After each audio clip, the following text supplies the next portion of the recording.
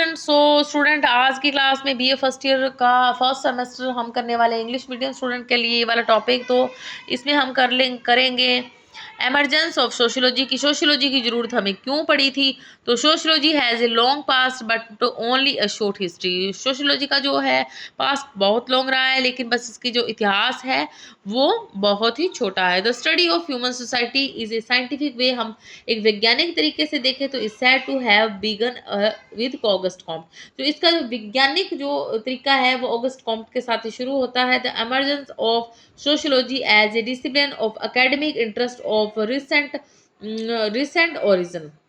The emergence as a discipline can be attributed to the vast changes that took place in the 19th century. तो 19वीं सदी के अंदर इसकी जरूरत पड़ी एक अनुशासन बनाए रखने के लिए, और वास्तव में कुछ बदलाव के लिए इसकी जरूरत पड़ी। From 1817 to 1823 Comte and Saint Simon collaborated, and his collaboration as collaboration was specially marked in this work. तो सेंट साइमन जो कि अगस्त कॉम्ट के गुरु थे 1817 से लेकर 1823 तक, सेंट साइमन के साथ में कॉम्ट ने भी काम करा, और उन्होंने जो काम करा वो करा था plan of scientific operations necessary. तो ये उन्होंने वैज्ञानिक तरीके से कुछ कार्य करे।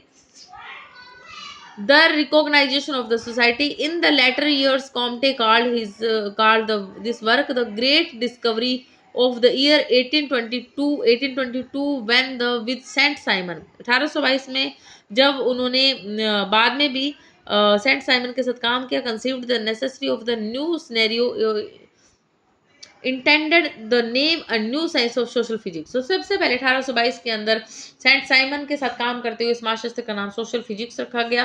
There are 4 man accepted as the central figures in the development of the modern society. तो बहुत सारे 4 आदमियों के साथ में 4 man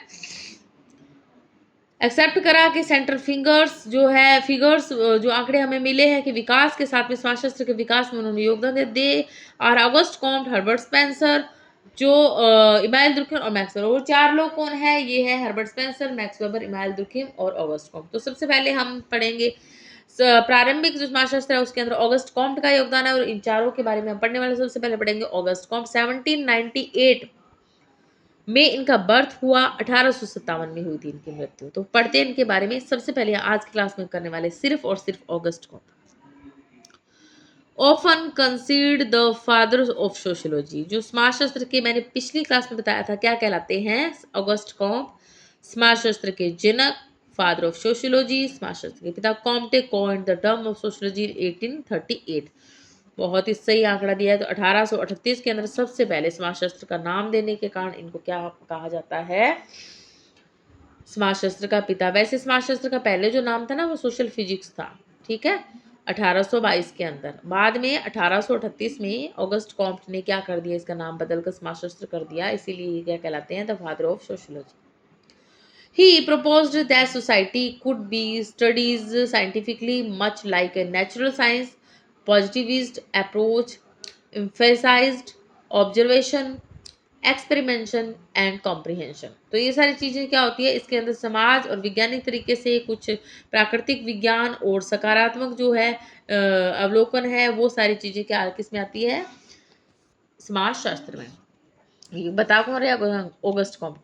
It seems there might be a confusion in the name. You are referring to Auguste Comte in the notable figure in history of sociology and philosophy. तो August Comte क्या कहते हैं कि एक कंफ्यूज जो नाम दिया गया था स्टार्टिंग में से सोशल फिजिक्स। तो ऑगस्ट कॉम्ट ने कुछ बाद में बहुत टाइम तक सोचा, और उसके बाद में समाजशास्त्र के इतिहास और दर्शन शास्त्र के साथ में उसका अध्ययन करा। Here detail overview and Comte life and contribution. जो आगे हम पढ़ने वाले हैं ऑगस्ट कॉम्ट के बारे में डिटेल, उनकी लाइफ और उन्होंने क्या क्या काम किया। तो August Comte my life and early life August Comte की, और एजुकेशन क्या रही। तो ऑगस्ट कॉम्ट का जो 1798 में बर्थ है, 1857 में उनका डेथ है। वाज ए फ्रेंच फिलोसफर थे, एक फ्रांसीसी दार्शनिक थे, एंड सोशियोलॉजिस्ट समाजशास्त्री थे। Often regarding the father of sociology, he was born 19 जनवरी 1798 को उनका मॉन्ट पेलियर फ्रांस के अंदर कॉम्ट का बर्थ हुआ था। इकोल पॉलिटिकन पॉलिटेक्निक इन पेरिस के अंदर ये इनकी स्टडी हुई थी। Wear he developed and interested in the social sciences and positive, सकारात्मकता और जो प्रत्यक्षवाद और सामाजिक विज्ञानों के अंदर इनका क्या था, इंटरेस्ट था। तो अब जो प्रत्यक्षवाद है, पॉजिटिविज्म एंड कंट्रीब्यूशन, तो प्रत्यक्षवाद के अंदर यानी कि सकारात्मकता या प्रत्यक्षवाद के अंदर उनका क्या क्या योगदान करा था, उन्होंने वो पढ़ेंगे। तो पॉजिटिविज्म यानी कि प्रत्यक्षवाद।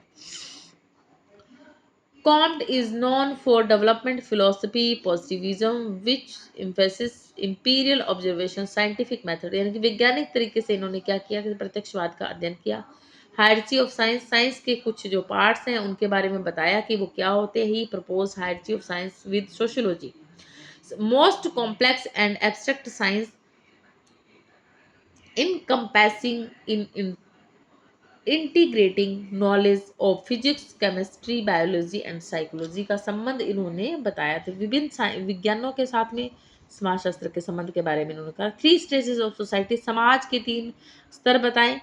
Comte theorised about the evolution of human thought and thought. 3 stages बताई इन्होंने, जैसे पहले इन्होंने बताई religious explanation, the metaphysical stage and abstract philosophical explain, and the positive or scientific stage imperial, यहाँ थोड़ा सा है, imperial evidence based explanation। तो 3 स्तर बताई थी, पहली धार्मिक स्तर, फिर तात्विक स्तर और तीसरी थी साइंटिफिक स्टेज यानी कि वैज्ञानिक स्तर। 3 स्तर का नियम इनका इंपॉर्टेंट है। 2 नंबर का प्रश्न पूछा जाता है कि ऑगस्ट कॉम्ट के 3 स्टेजेस कौन सी है। तो पहली है धार्मिक स्तर, रिलीजियस, तीसरी है तात्विक यानी कि किसी भी मटेरियल का मेटाफिजिकल, और थर्ड है साइंटिफिक स्टेज। 3 स्टेज इसी को बोलते हैं 3 स्टेजेस। समाज के 3 स्तर, लॉ ऑफ 3 स्टेजेस।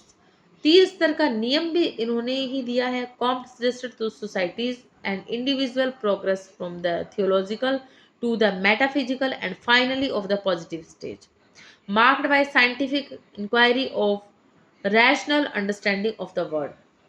तो 3 स्तर का नियम इन्होंने दिया, जो अध्ययन करा उसी का इनका 3 स्तर का नियम बन गया। तो इनका जो अध्ययन है वो ये रहता है, जो इन्होंने अपना कंट्रीब्यूट करा था सोशियोलॉजी के अंदर, वो ये रहा।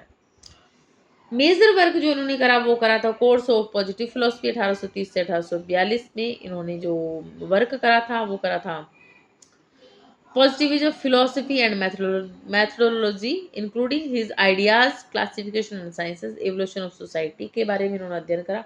सिस्टम और पॉजिटिव पॉलिटी के बारे में अध्ययन करा कि जो सकारात्मक राजनीति है की व्यवस्था है वो क्या है। कंट्रीब्यूशन ऑफ सोशियोलॉजी के अंदर इनका कंट्रीब्यूट क्या था। Founding society, methodological positivism and social order, सामाजिक व्यवस्था और सामाजिक समाजशास्त्र का जो प्रारंभिक स्टार्ट है और जो सकारात्मक पद्धति है उनके बारे में इन्होंने अध्ययन करा। तो ये कॉम्ट का था, थोड़ी सी थ्योरी थी और थोड़ा सा रह गया है। 4 है legacy, influence of sociology, positivism and critique, बाद में कॉम्ट की डाली हुई है। तो Comte ideas laid the foundation of the modern social influencing subsequent sociological theories, methodologies and debates के अंदर इन्होंने काम करा। positivism, his philosophy of positivism had a broader impact of development, Vikas, scientific वैज्ञानिक विकासवाद पर भी इनका प्रभाव पड़ा प्रत्यक्षवाद के साथ साथ। अगस्त कॉम्ट की आलोचना क्या कहती है। कॉम्ट आइडियाज फेस्ड क्रिटिक है, कॉम्ट के आइडियाज काफी आलोचनात्मक है। इंक्लूडिंग चैलेंजेस हायरार्चिकल ऑफ साइंसेस, जो विज्ञानों के चैलेंज दिए हैं वो भी काफ़ी इन्होंने चैलेंज दिए हैं। Concern about the limits of scientific knowledge in understanding social phenomena, सामाजिक प्रतिक्रियात्मक के बारे में भी इन्होंने काफ़ी नॉलेज के बारे में बताया। August Comte contribution of sociology and positivism philosophy के बारे में भी role in shaping the discipline society advancing scientific approaches understanding society social change and human behaviour के बारे में भी इन्होंने बताया है। तो चौथा है लीजेंसी के अंदर influence of sociology, positivism and critics. So student आज की क्लास में इतना ही। आज की क्लास में हमने पढ़ा August Comte, father of sociology. So next class में पढ़ेंगे हम हर्बर्ट स्पेंसर। तो मिलते हैं कल नई क्लास में, तब तक के लिए जय हिंद, जय भारत, शुभ रात्रि।